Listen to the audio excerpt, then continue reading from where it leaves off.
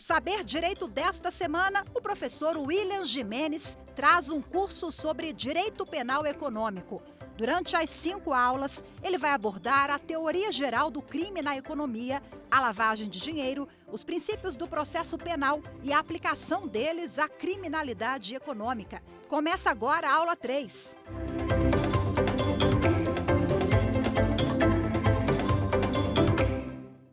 Olá, queridos amigos, queridas amigas. Este é o programa Saber Direito e na aula de hoje nós vamos analisar um dos crimes mais controversos para o direito penal econômico, que é o crime que vem previsto na Lei 9.613 de 98, o crime de lavagem de dinheiro ou lavagem de capitais. É um prazer enorme dividir com você este espaço. E nós vamos iniciar a nossa aula de hoje, tratando, portanto, da Lei 9.613 de 98, a lei que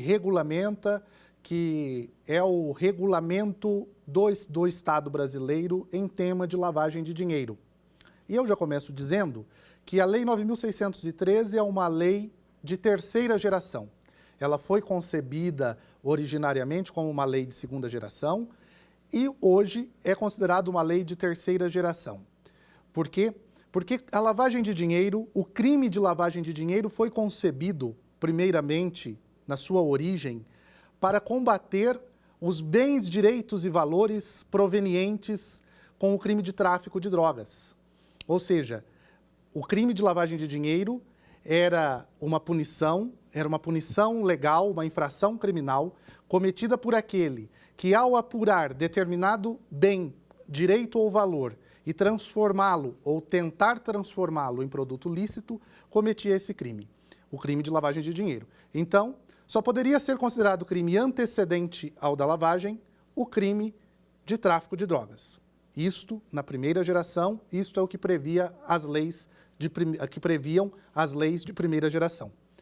As leis de segunda geração, como foi originariamente concebida a Lei 9.613 de 98, previa um rol numerus clausus, ou seja, um rol de infrações penais específicas que poderiam ser objetos, que poderiam ser consideradas crimes antecedentes ao de lavagem de dinheiro. Hoje, o crime de lavagem de dinheiro, a Lei 9.613 de 98 é uma lei de terceira geração, então qualquer crime ou infração penal pode ser caracterizado como crime antecedente ao crime de lavagem de dinheiro. Muito bem. Lavagem de dinheiro ou lavagem de capitais, nós iniciaremos através de um conceito fundamental do que equivale dizer lavagem de dinheiro, o que pode significar aqui para nós o termo lavagem de dinheiro. E eu começo advertindo os queridos amigos que lavagem é um processo. Então, todas as vezes que for preciso definir lavagem, é bom que lembremos que lavagem de capitais, lavagem de dinheiro é um processo. Processo de quê? Processo de ocultação ou de dissimulação de bens, direitos ou valores ilícitos na tentativa de transformar esses bens, direitos ou valores amealhados através de uma infração penal, ou seja, bens, direitos ou valores que sejam produtos de crime e tentar reaproveitá-los, tentar reinseri-los no mercado econômico, no mercado financeiro. Muito bem. Então, portanto, lavagem de dinheiro é um processo de ocultação. Processo de ocultação, isso prevê o artigo 1º da Lei 9.613 de 98. O artigo 1º da lei diz que ocultar ou dissimular a origem, a natureza, a disposição, a propriedade, a movimentação de bens, direitos ou valores que sejam produto de crime. Atualmente, como nós acabamos de dizer, a Lei 9.613 é uma lei de terceira geração, a exemplo do México, da Suíça, da Itália, dos Estados Unidos, em que nós punimos o crime de lavagem quando antecedente, o crime que dá origem, o crime que dá vazão à prática do crime de lavagem de dinheiro, for qualquer crime ou contravenção penal. Então, nós podemos inferir desta conclusão que qualquer crime ou contravenção, ou seja, qualquer infração penal é capaz de caracterizar, capaz de ser crime antecedente para o crime de lavagem de dinheiro. Para definir, como nós definimos, então, o autor do crime de lavagem de dinheiro recebe um determinado bem, direito ou valor proveniente de infração penal e tenta tornar este bem, direito ou valor em um ativo lícito. Então, o que é lavar dinheiro propriamente? Nós temos o núcleo da proibição. O núcleo da proibição da norma penal é dissimular, é não informar, é prejudicar a economia, na medida em que o ativo lícito, aquele que é proprietário do ativo lícito, ele precisa prestar contas ao Estado, prestar contas ao fisco, pagar impostos. Então, o crime de lavagem ele está apto a prejudicar a economia na medida em que aquele ativo recebido, ele cria uma certa concorrência desleal com aquele que é proprietário, notadamente, de dinheiro, bem ou valor, e proprietário de bem, direito ou valor lícito. Então, prejudica a economia na medida em que o dinheiro ilícito, ao entrar no mercado, cria aquilo que nós chamamos de concorrência desleal. Dissimular. A dissimulação é uma estratégia utilizada, que vem prevista no artigo 1º da Lei 9.613, e é, efetivamente, a estratégia utilizada para converter o bem ilícito em bem lícito. As condutas objetivamente capazes de dissimular a origem, utilizar na atividade econômica ou financeira determinado bem, direito ou valor, que seja proveniente de objeto ilícito, proveniente de infração penal. O parágrafo 1º do artigo 1º da Lei 9.613 preconiza que incorrerá na mesma pena daquele que oculta ou dissimula a origem do bem, direito ou valor, aquele que, para ocultar ou dissimular a utilização de bens, direitos ou valores provenientes de infração penal, os converte em ativo lícitos. Também aqueles que os adquire, recebe, troca, negocia, dá ou recebe em garantia, guarda, tem em depósito, movimenta ou transfere as referidas quantias ilícitas, importa ou exporta bens com valores não correspondentes aos verdadeiros. O parágrafo 2º dispõe que incorre ainda na mesma pena quem utiliza na atividade econômica ou financeira bens, direitos ou valores provenientes de infração penal. Mas também incorre no crime de lavagem de dinheiro, isto que nós vamos tratar a seguir no decorrer da aula, que causa uma certa complexidade na jurisprudência, participar de grupo, associação ou escritório, tendo conhecimento de que sua atividade principal ou secundária é dirigida à prática dos crimes previstos nessa lei. Então, queridos amigos, nós podemos verificar que o objeto, o espectro de atuação da Lei 9.613, o espectro de abrangência é bastante amplo. Por isso, nós vamos, a partir de agora, delimitar as condutas e saber qual que é a extensão dessas condutas e quais são as peculiaridades da Lei 9.613, de 98, a Lei de Crimes de Lavagem de Dinheiro. Muito bem. Para praticar o crime de lavagem de dinheiro, nós sabemos que a Lei de Lavagem prevê 3 fases fundamentais. A primeira fase é a colocação, ou placement, a segunda fase é a ocultação e a terceira fase é a integração. O que isto quer significar? Bom, a colocação. Quando eu recebo um provento, um bem, um direito ou um valor de origem ilícita e o coloco no mercado financeiro. É a primeira fase da lavagem. Os autores dizem que esta é a fase mais arriscada, que é no momento, por exemplo, em que eu tenho uma quantia ilícita e coloco nas mãos de um doleiro, por exemplo, para que esse doleiro possa cometer o crime, eventualmente, de evasão de divisas. Então, a colocação é a fase mais arriscada, dizem os autores, a respeito da primeira fase, que é a colocação. Quando eu detenho determinada quantia, determinado bem, direito ou valor, e o coloco no mercado financeiro. É a introdução do produto ilícito no sistema financeiro. É a colocação em circulação da quantia ilícita. Esta, portanto, é a primeira fase. A segunda fase é a fase da ocultação. É a fase em que o agente realiza meios, realiza atividades dirigidas a ocultar, disfarçar a origem ilícita do ativo, com a efetivação de transações, com a efetivação com a conversão em movimentações, dissimula efetivamente a origem de tais ativos. Esta segunda fase, a fase da ocultação, é conhecida na doutrina como a fase da lavagem propriamente dita. É a fase em que o agente promove uma série de atos e atividades para disfarçar a origem ilícita do ativo, do bem, direito ou valor recebido. Muito bem. Nós vimos então, por exemplo, que há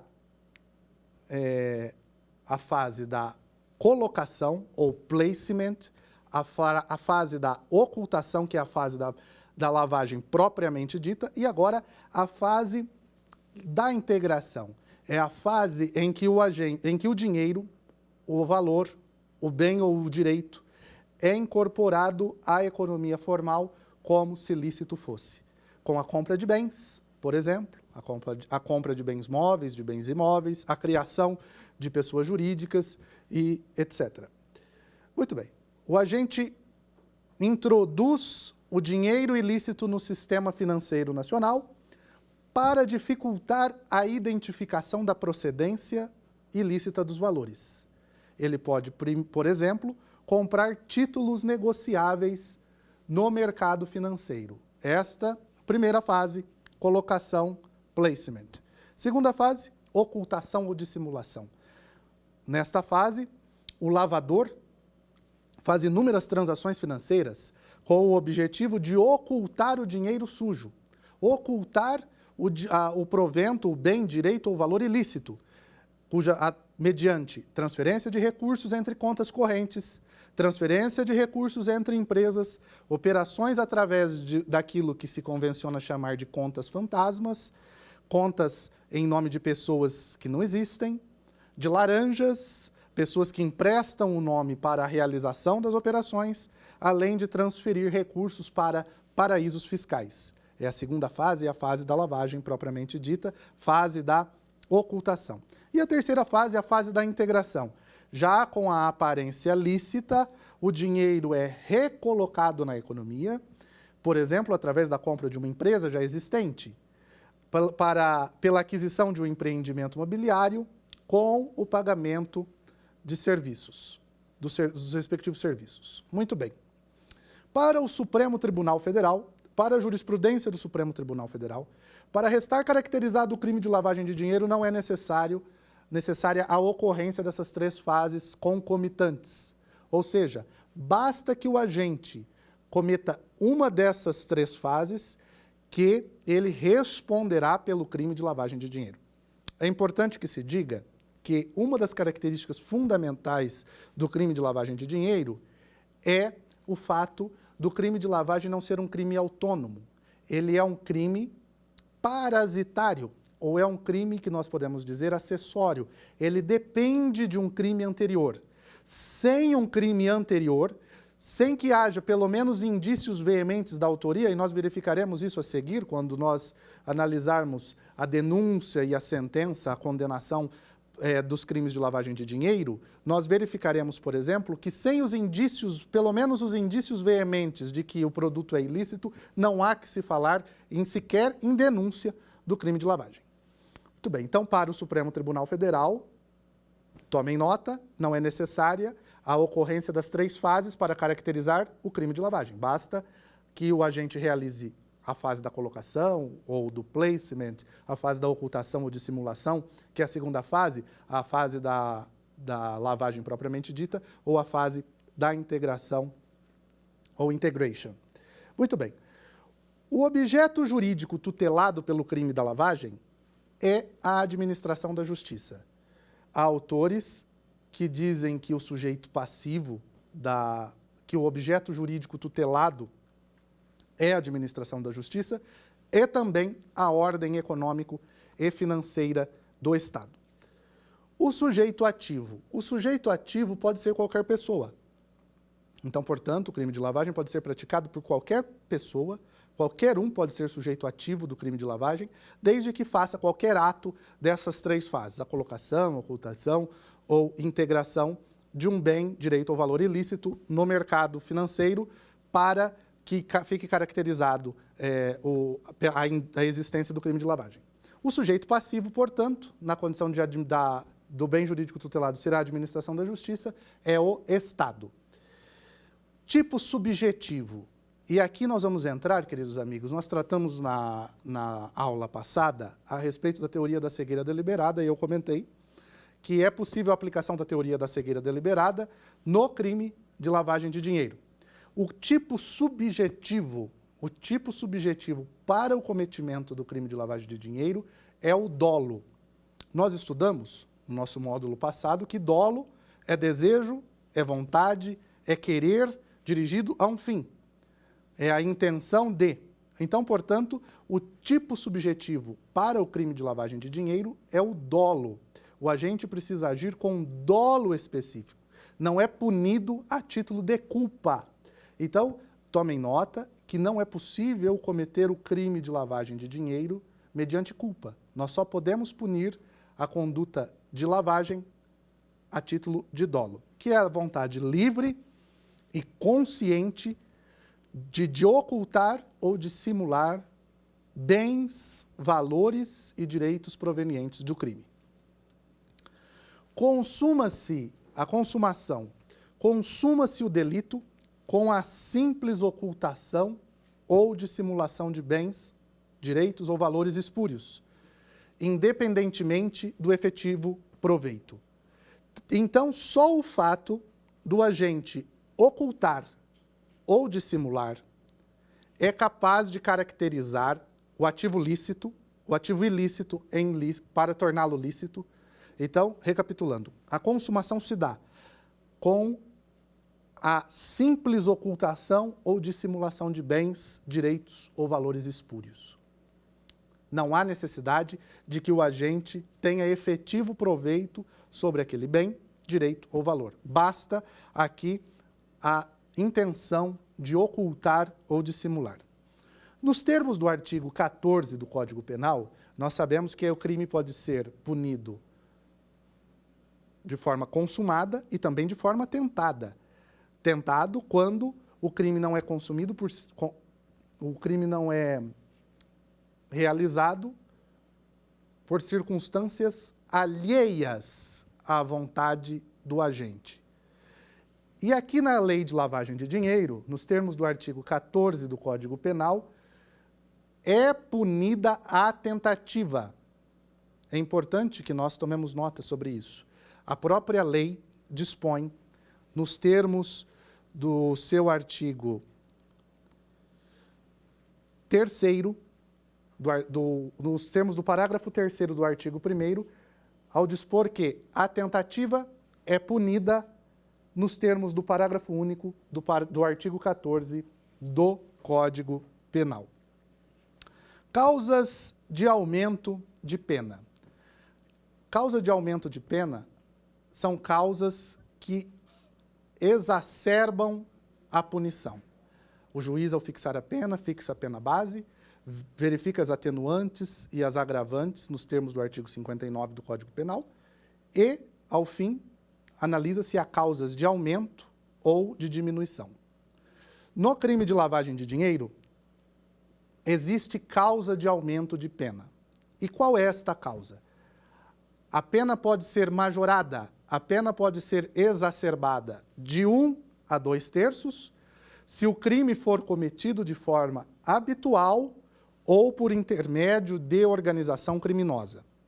Então, é punida a tentativa, O sujeito passivo é o Estado, o sujeito ativo não precisa reunir características especiais, condições especiais, é um crime comum que pode ser praticado por qualquer sujeito ativo. E a causa de aumento de pena é de 1 a 2/3 se o crime for cometido de forma habitual ou por intermédio de organização criminosa. Muito bem. O Supremo Tribunal Federal entende, em jurisprudência pacífica, que, quando praticado na modalidade de ocultação, o crime de lavagem de dinheiro possui natureza de crime permanente. O que isto significa? Que é possível, portanto, a prisão em flagrante daquele que tem daquele que pratica conduta relativa à ocultação, diante do fato de que este tem natureza de crime permanente. E para recapitular, os crimes permanentes são aqueles cuja execução não se dá num momento específico e definido no tempo, mas, na verdade, se dá de forma protraída, se dá de forma diferida no tempo. Então, enquanto o crime permanente está a ocorrer, o agente encontra-se em estado de flagrância. Muito bem. O Superior Tribunal de Justiça está a entender, em sua jurisprudência, que quando o Ministério Público oferecer denúncia por lavagem de dinheiro, deve descrever também, além da lavagem, qual foi a infração penal antecedente. O que significa dizer que o Ministério Público, quando está diante de um caso de lavagem de dinheiro e oferecerá uma denúncia, o membro do Ministério Público, o promotor de justiça ou o procurador da República, deverá constar na denúncia que além do crime de lavagem pelo qual o agente está sendo denunciado, qual foi a infração penal antecedente que deu origem àquele bem, direito ou valor ilícito que se pretende punir com a punição da lavagem de dinheiro, com a denúncia da lavagem de dinheiro. Muito bem. Uma curiosidade da jurisprudência do Supremo Tribunal Federal: comete o crime de lavagem de dinheiro o sujeito que recebe propina por meio de depósitos bancários fracionados em valores que não atingem os limites estabelecidos pelas autoridades monetárias à comunicação compulsória dessas operações. Então, as autoridades monetárias têm a obrigação de comunicar aos órgãos competentes as operações que são realizadas em determinado montante. E o Supremo entendeu que comete o crime de lavagem de dinheiro aquele sujeito que recebe bem, direito ou valor, neste caso dinheiro, propina, por meio de depósitos bancários fracionados em valores que não atinjam aqueles limites estabelecidos para que as autoridades monetárias comuniquem compulsoriamente essas informações aos órgãos competentes. O STF também entende que a pena base pode ser aumentada no que tange às circunstâncias do crime. Lá no artigo 59, o juiz deve observar a culpabilidade do agente, as circunstâncias e os motivos do crime, bem como as suas consequências. Então, nós estamos a tratar dessas circunstâncias do artigo 59.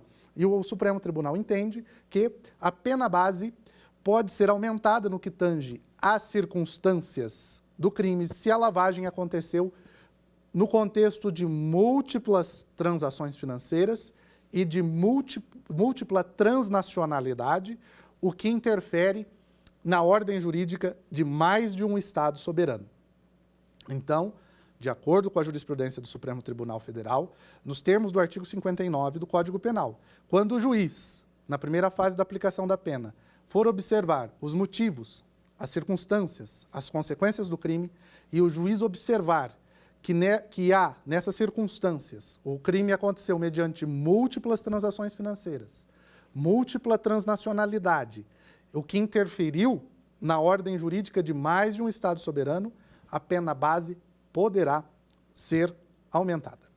Muito bem, agora nós iremos tratar de alguns aspectos relativos às disposições processuais especiais da Lei 9.613 de 98. O processo e julgamento do crime de lavagem de dinheiro, previstos na Lei de Lavagem, em regra, tome nota, em regra, a competência para o processamento e julgamento do crime de lavagem de dinheiro é na Justiça Estadual. Porém, há casos em que necessariamente estes processos, o processamento e o julgamento do crime de lavagem será na Justiça Federal. Será na Justiça Federal quando o crime for praticado contra o sistema financeiro e a ordem econômico-financeira.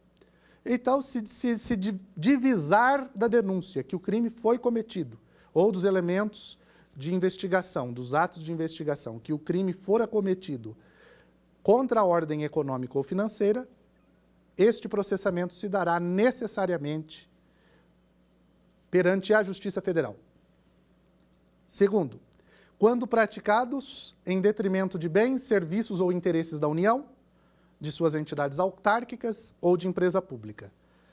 Terceiro, quando a infração penal antecedente for de competência da Justiça Federal. Então, em regra, crime de lavagem de dinheiro será processado e julgado perante a Justiça Estadual.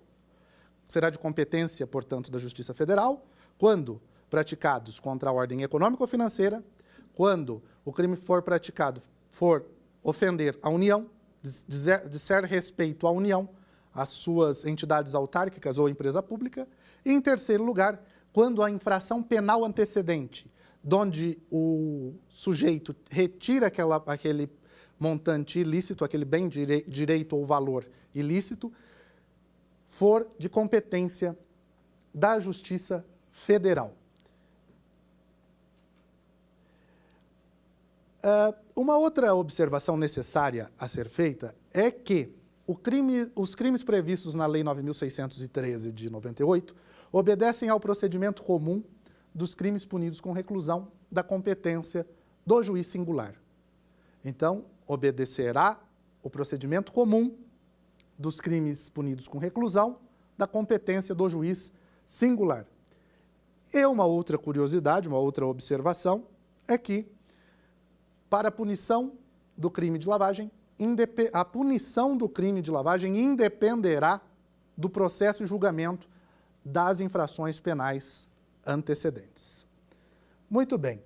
Diante disto, nós podemos dizer, bom, então, para que o sujeito seja condenado pelo crime de lavagem, ele não precisa ser necessariamente condenado pelo crime de antecedente. No entanto, a denúncia, quando o Ministério Público vai oferecer a denúncia contra o sujeito pelo eventual cometimento do crime de lavagem de dinheiro, a denúncia deve estar devidamente instruída com indícios suficientes da existência da infração penal antecedente. No entanto, o julgamento tem que se comprovar efetivamente que aquele direito, bem ou valor era dinheiro, evidentemente, ilícito. Mas a denúncia, ela tem que estar instruída, ela deve possuir um lastro probatório mínimo, sob pena de não recebimento, ela deve possuir um lastro probatório mínimo suficientemente apto a demonstrar a existência da infração penal antecedente. Veja que nós não precisamos, em sede de denúncia, em sede de recebimento de denúncia, da certeza do cometimento da infração penal antecedente. Mas nós precisamos, sim, de pelo menos um lastro probatório mínimo com indícios suficientes da existência da infração penal antecedente. Agora, uma curiosidade importante é que não é necessária a condenação prévia da infração penal antecedente para que seja iniciada a ação penal pelo crime de lavagem de dinheiro.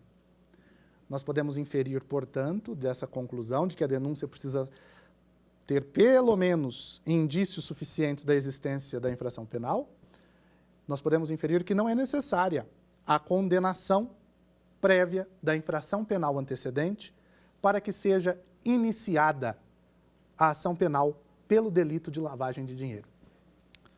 O julgamento da infração antecedente e o crime de lavagem de dinheiro devem ser necessariamente realizado pelo mesmo juiz? A resposta é negativa.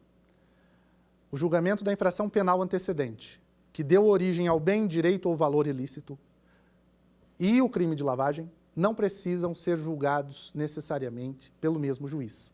O juiz poderá decidir, e isto fica à discricionariedade do magistrado, o juiz poderá decidir sobre a unidade ou sobre a separação dos processos. Agora, nós temos na lei do crime de lavagem de dinheiro o parágrafo 5º. O parágrafo 5º é a possibilidade da celebração de acordo de colaboração premiada nos casos em que há crime de lavagem de dinheiro. E aí diz o seguinte, o parágrafo 5º, vamos a ele.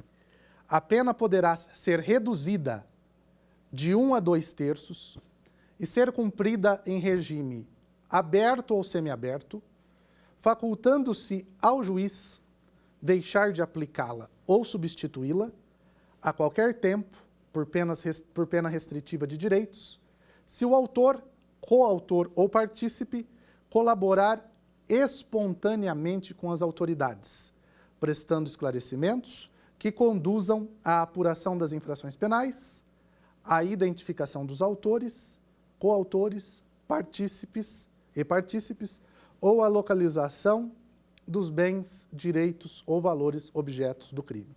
Muito bem, então o que o parágrafo 5º do artigo 1º está nos dizendo é que o juiz poderá reduzir a pena, o agente poderá ter a sua pena reduzida e o regime pode ser o regime aberto ou semiaberto, facultando-se ainda ao juiz a possibilidade de deixar de aplicar a referida pena ou até substituí-la a qualquer tempo por penas restritivas de direito, se o autor, coautor ou partícipe colaborar espontaneamente com as autoridades. Então, nós temos uma primeira característica, que é a espontaneidade.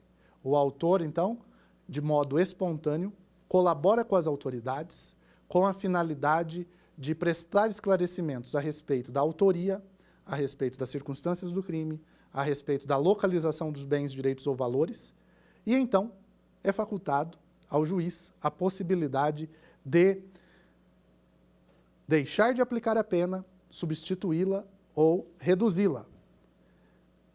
Os esclarecimentos que forem prestados pelo colaborador devem ser esclarecimentos que possam colaborar com a apuração das infrações penais, que possam identificar autores, coautores, partícipes, a localização dos bens, direitos ou valores do crime. Então, a pena do colaborador pode ser reduzida de 1 a 2/3, pode ser cumprida em regime aberto ou semiaberto, o juiz pode facultativamente deixar de aplicar a pena, pode substituí-la a qualquer tempo por pena restritiva de direitos, se o autor, coautor ou partícipe colaborar espontaneamente com as autoridades. Primeiro requisito, espontaneidade, voluntariedade. O conteúdo, qual seria, então, portanto, o conteúdo da colaboração? Esclarecimentos. Os esclarecimentos devem conduzir à apuração das infrações penais. Os esclarecimentos devem ser aptos à identificação dos autores, coautores e partícipes. Os esclarecimentos devem ser aptos à localização dos bens, direitos ou valores objetos do crime. Então, portanto, nós verificamos que a lei de lavagem de dinheiro possui uma série de requisitos importantes que são necessários, necessários para a caracterização do referido delito. Bom, ao lado do acordo de colaboração premiada, a lei de lavagem de dinheiro prevê que o juiz poderá decretar medidas assecuratórias sobre bens, direitos e valores. Então, o juiz poderá lançar mão de medidas assecuratórias, de sequestro, de arresto de bens, direitos ou valores do investigado ou do acusado. E também o juiz poderá decretar o sequestro ou o arresto de bens,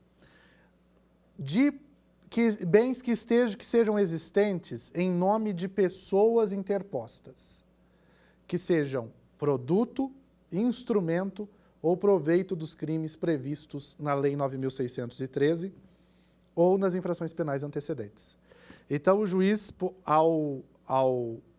poderá lançar mão de medidas assecuratórias, de bens, direitos ou valores que estejam na posse ou na propriedade do acusado ou do investigado, e também poderá decretar medidas assecuratórias em nomes de pessoas interpostas, que sejam instrumentos para a prática do crime de lavagem ou dos crimes antecedentes. As pessoas interpostas podem ser instrumento, quando elas são utilizadas para a prática. Elas podem ser produtos, como nós verificamos.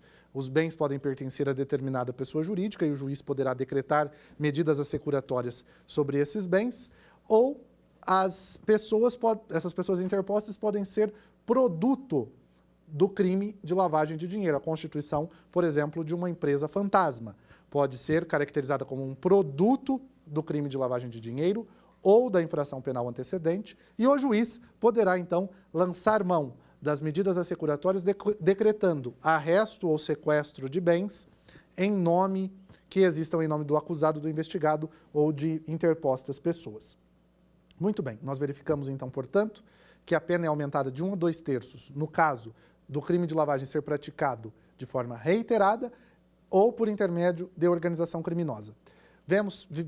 Nós vimos também aqui na aula que é possível a tentativa no crime de lavagem de dinheiro, que é a pena do crime consumado com a diminuição de 1 a 2 terços. Então, no caso de tentativa, se o acusado ou o investigado for acusado da prática do crime de lavagem de dinheiro na modalidade tentada, a pena a ele cominada é a pena do crime consumado diminuída de 1 a 2 terços. Muito bem, com relação às medidas assecuratórias, a lei de lavagem de dinheiro estabelece a possibilidade daquilo que nós chamamos de alienação antecipada de bens. Então, a alienação antecipada de bens, o juiz pode pode alienar os bens amealhados pela decretação das medidas assecuratórias antecipadamente, sem trânsito em julgado, para preservar o valor dos bens sempre que estiverem sujeitos esses bens a qualquer grau de deterioração ou depreciação, ou quando ainda houver dificuldade na manutenção desses bens. Então, o juiz será cabível a alienação antecipada dos bens para a preservação desses bens, que quando eles estiverem sujeitos a certo grau de deterioração ou depreciação, ou quando a sua manutenção para o Estado for uma manutenção muito custosa, for uma manutenção muito difícil. E quando ocorrerá a liberação desses bens? Então, nós vimos que os bens podem ser vendidos, o juiz poderá decretar medidas assecuratórias sobre bens, direitos ou valores produtos do crime, que estejam na posse ou na propriedade dos acusados ou investigados, ou ainda em nome de interpostas pessoas que sejam produto, instrumento ou meio para o crime. A liberação dos bens, direitos ou valores se dará quando ficar comprovada a licitude dos referidos bens. Comprovada a licitude, o juiz deverá liberar os bens. Muito bem. Para que ocorra a liberação dos bens que forem objetos de apreensão, que forem objeto de apreensão por parte da autoridade judiciária, há a previsão legal de que existe a necessidade de comparecimento pessoal do acusado ou da terceira pessoa para a liberação dos bens, direitos ou valores. Muito bem, o artigo 14 da lei, nós vamos falar agora de um assunto também importante, que é a Unidade de Inteligência Financeira, o COAF. O artigo 14 da Lei 9.613 de 98 criou a Unidade de Inteligência Financeira, o Conselho COAF, Conselho de Operações Financeiras, Conselho de Controle de Operações Financeiras, que não é um braço da Polícia Federal. A finalidade do COAF não é produzir provas para uma investigação. O COAF é caracterizado por um órgão de inteligência. O que isso significa? Que é um órgão que reúne informações necessárias sem a necessidade da autorização judicial, que foi criado para uma cooperação internacional mais rápida. E o COAF também foi criado para criar padrões ou tipologias de determinadas condutas que caracterizam ou possam caracterizar, eventualmente, crime de lavagem de dinheiro. Então, o COAF é um órgão de inteligência, não é um órgão de investigação, reúne as informações necessárias sem a necessidade da autoridade judiciária, sem a necessidade de autorização judicial, para criar padrões ou tipologias, o que nos faz ter padrões ou tipologias de condutas que possam caracterizar crime, o que nos ajuda a ter uma cooperação internacional mais célere, mais rápida, mais efetiva, e foi criado também para dispensar o controle judicial. Ou seja, o COAF, então, reúne essas informações, usa dessas informações, o uso dessas informações que não passam pelo controle judicial gera uma certa problemática da doutrina que nós trataremos. O Conselho de Controle de Atividades Financeiras, ele tem, portanto, a finalidade de disciplinar, aplicar penas administrativas, receber, examinar e identificar as ocorrências suspeitas das atividades ilícitas previstas na Lei 9.613.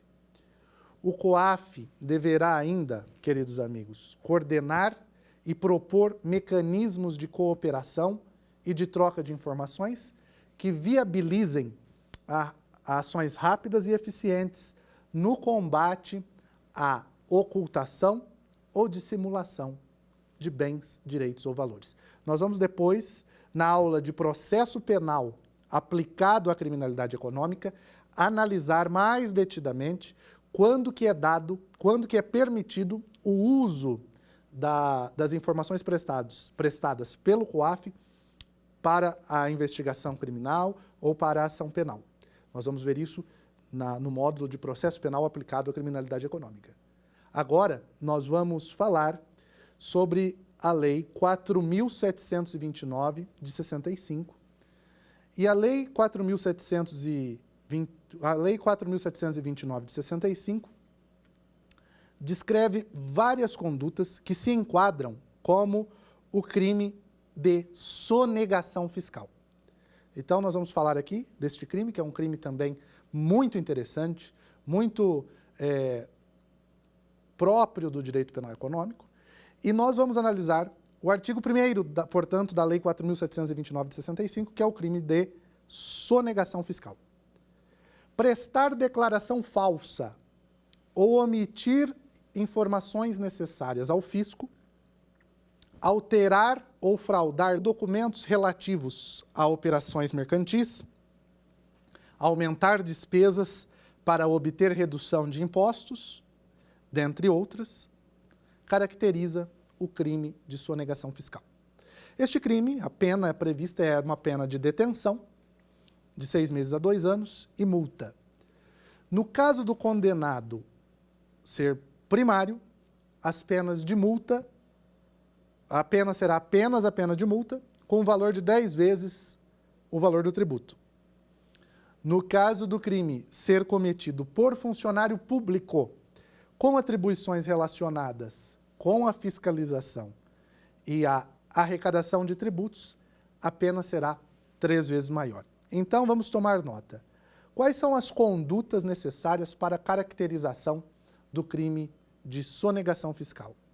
Quais são as condutas necessárias para a caracterização do crime de sonegação fiscal? Muito bem, o artigo 1º prevê que ao prestar declaração falsa ao fisco ou omitir informações necessárias. Então, nós temos aí um fazer, um crime comissivo e um crime omissivo, um não fazer. Prestar declaração falsa ou omitir informações necessárias ao fisco. Segunda conduta, alterar ou fraudar livros exigidos pelas leis fiscais. Terceira, que é um agir, que é um crime, uma conduta consistente num agir, num fazer. A terceira é alterar a fatura ou documentos relativos a operações mercantis. A quarta é aumentar despesas para obter a redução de impostos, dentre outras. Então, a pena, detenção, de 6 meses a 2 anos e multa. Se o condenado for primário, nós teremos a substituição da pena privativa de liberdade por pena de multa, cujo valor será 10 vezes o valor do tributo. Se for funcionário público, se o agente ativo do crime, se o sujeito ativo do crime for funcionário público, com atribuições relacionadas à fiscalização e à arrecadação de tributos, a pena será 3 vezes maior.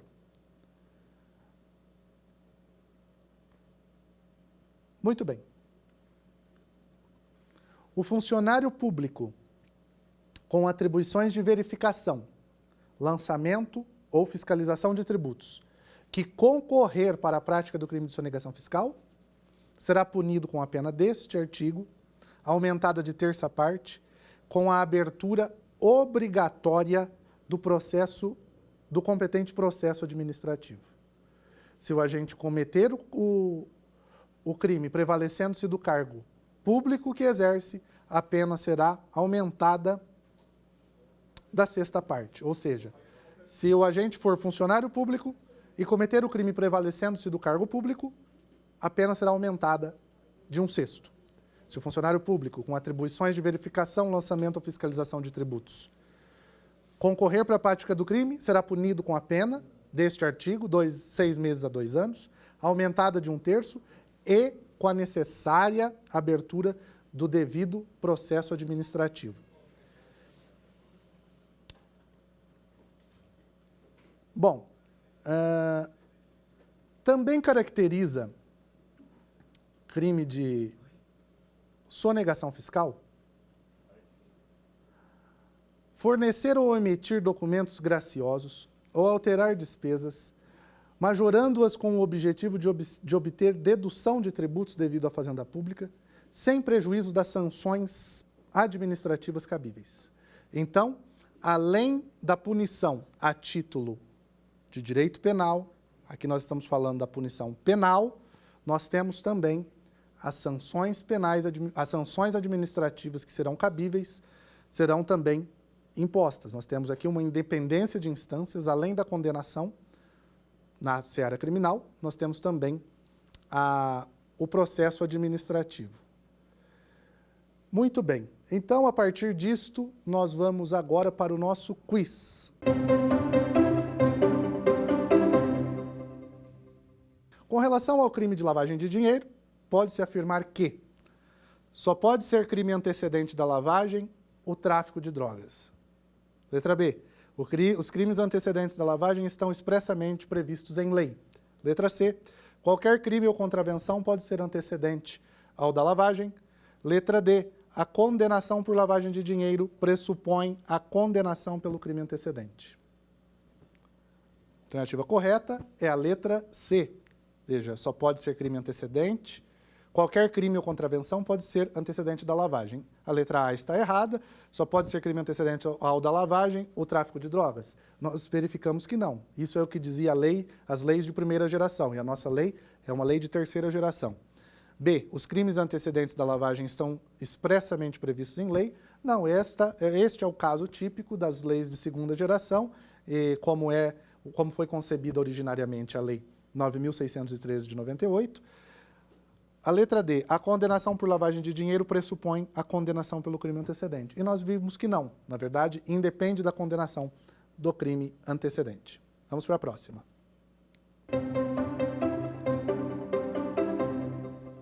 Com relação à lei 9.613 de 98, a lei do crime de lavagem de dinheiro, é correto afirmar que não é cabível a delação premiada. Letra B, o crime de lavagem será sempre processado na Justiça Federal.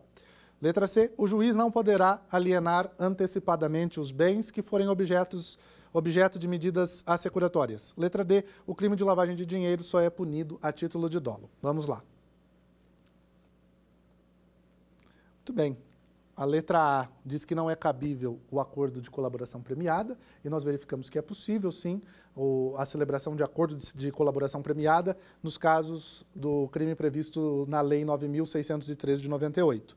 Letra B, o crime de lavagem será sempre processado na Justiça Federal? Nós vimos que não. A competência, em regra, é da Justiça Estadual e só em alguns casos, como nós vimos, é que será processado na Justiça Federal. A letra C, o juiz não poderá alienar antecipadamente os bens que forem objeto das medidas assecuratórias? Nós vimos que sim. E quais foram os requisitos? O juiz poderá, sim, alienar antecipadamente os bens que forem objeto de medidas assecuratórias. Então, a alternativa correta é a letra D. O crime de lavagem de dinheiro só é punido a título de dolo. Nós vimos que sim, não é possível a punição do crime de lavagem de dinheiro a título de culpa. Vamos para a próxima.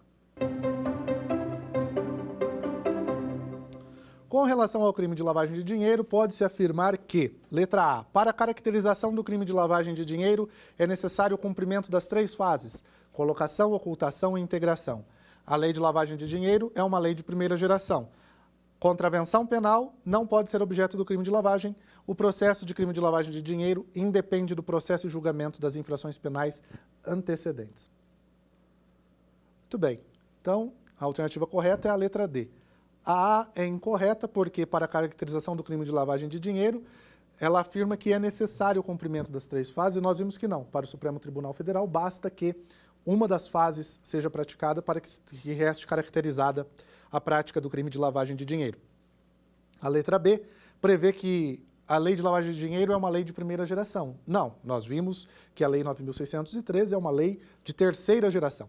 E a letra C, contravenção penal não pode ser objeto do crime de lavagem. Nós vimos que sim, toda infração penal pode ser objeto do crime de lavagem. E a letra D, o processo do crime de lavagem de dinheiro independe do processo de julgamento das infrações penais antecedentes. Esta é a alternativa correta. Muito bem, então na aula de hoje nós estudamos a Lei 9.613 de 98, uma lei muito importante para o direito penal econômico, que é a lei de lavagem de dinheiro. Nós verificamos que a Lei 9.613 é uma lei de terceira geração, ou seja, qualquer crime, qualquer contravenção penal, qualquer infração penal podem ser considerados crimes de lavagem antecedentes para caracterizar o crime de lavagem de dinheiro. A lavagem de dinheiro conceitua-se entre ocultar ou dissimular os bens, direitos ou valores provenientes da infração penal. Nós verificamos também que é possível, sim, a tentativa nos crimes de lavagem de dinheiro. Vimos que haverá causa de aumento de pena quando o crime de lavagem de dinheiro é praticado de maneira continuada e através de organizações criminosas. Vimos que o crime de lavagem de dinheiro possui 3 fases: colocação, placement, ocultação ou dissimulação e integração. E basta a caracterização de uma dessas fases para que nós possamos caracterizar a prática do crime de lavagem de dinheiro. O Supremo Tribunal Federal, nós vimos também, não exige que nós pratiquemos essas 3 fases para a caracterização do crime. Objeto jurídico tutelado, administração da justiça, sujeito ativo, qualquer pessoa, sujeito passivo, Estado. Só é punível a título de dolo e é possível a celebração de acordo de colaboração premiada nos casos de crime de lavagem de dinheiro. Então, esta foi a nossa aula. Nós vimos também sobre o crime de sonegação fiscal, a sua relevância, a sua importância para o direito penal econômico, e esta foi a nossa aula de hoje. Na próxima aula, nós falaremos sobre alguns tópicos de processo penal aplicado à criminalidade econômica, ao direito penal econômico. Então, fique conosco. Este é o Saber Direito, você está na TV Justiça e este é o programa Saber Direito. Até lá! Quer dar alguma sugestão de tema para os cursos do Saber Direito? Mande um e-mail para a gente, saberdireito@stf.jus.br, ou entre em contato pelo WhatsApp. O número é esse que aparece na sua tela: Você também pode estudar pela internet. Acesse o nosso site tvjustiça.jus.br ou pode rever as aulas no canal do YouTube TV Justiça Oficial.